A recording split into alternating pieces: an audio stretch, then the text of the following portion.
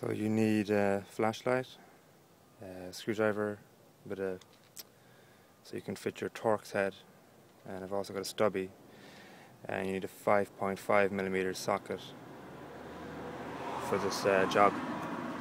So with the Torx head screwdriver, remove this plastic panel from underneath the passenger glove box.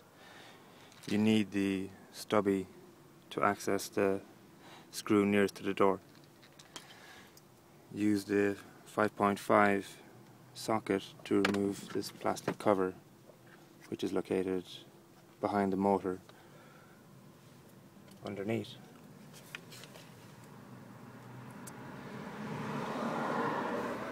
So it goes in here. So take out your old filter and take note of the long edge on one side.